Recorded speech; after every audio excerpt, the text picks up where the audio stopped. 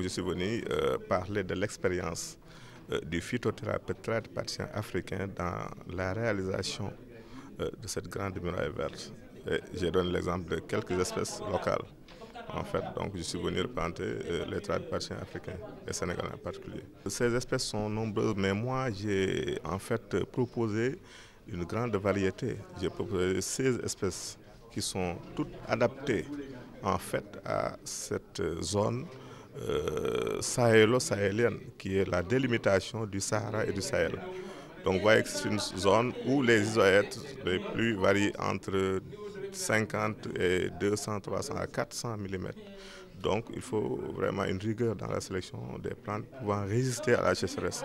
Et dans ce cadre d'espèces, vraiment, j'ai proposé une grande variété dont le Tamarindus indica, qui est le fameux dachar utilisé en pharmacopée traditionnelle dans le traitement du diabète et de plusieurs autres maladies.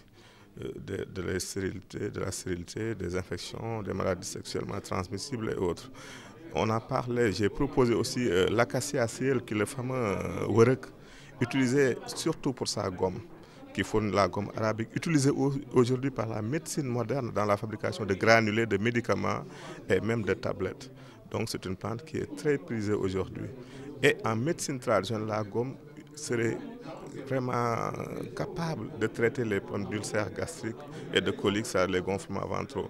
J'ai proposé aussi la Balanite egyptiaca, qui est le fameux soump, qui est aussi efficace dans le traitement des maladies sexuellement transmissibles et dont l'écorce est utilisée comme poison de pêche. Et le fruit de cette plante est utilisé pour décontaminer les pluies des escargots d'eau douce qui sont les hôtes de la bilharziose. Et la liste vraiment est exhaustive, on peut continuer. C'est des plantes d'abord qui sont utiles d'abord à la population locale. Je crois que rien que pour cela, la population est le premier acteur aujourd'hui. Qui doit militer dans le sens même de la réalisation de cette grande muraille. Et c'est des espèces qui sont économiquement utiles et utiles aussi sur le plan sanitaire. Donc rien que pour cela, je crois que la population aura un intérêt vraiment capital à aller dans le sens d'œuvrer à la réalisation de cette grande muraille. Ce qu'on pourrait ajouter, c'est que contrairement à ce que les gens pensent, parce que les gens pensent que quand on parle de zone désertique de Sahara, que c'est une zone où il n'y a absolument rien. Cela ne signifie pas. Il a été prouvé par les chercheurs que cette zone sahélo-sahélienne regorge aujourd'hui de pétrole. Il a été prouvé que 9,9 milliards de mètres cubes de pétrole existent dans cette zone. Et il ne demande qu'à être exploité. Il a été prouvé aussi que 5 000 milliards de mètres cubes de gaz naturel existent dans cette zone sahélo-sahélienne. Et 30 000 milliards de mètres cubes d'eau existent dans cette zone sahélo-sahélienne, dans cette nappe phréatique.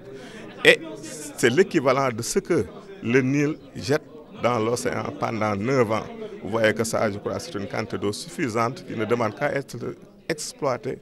Et je crois que c'est dans ce ordre d'idée que le chef de l'État a initié ce qu'on appelle les nappes phréatiques et autres, les réservoirs qui seront implantés tout le long de cette grande muraille. Et je crois que cette eau servira à cette grande muraille, mais aussi servira aussi à aménager, à pouvoir faire la culture maraîchère et autres au niveau de cette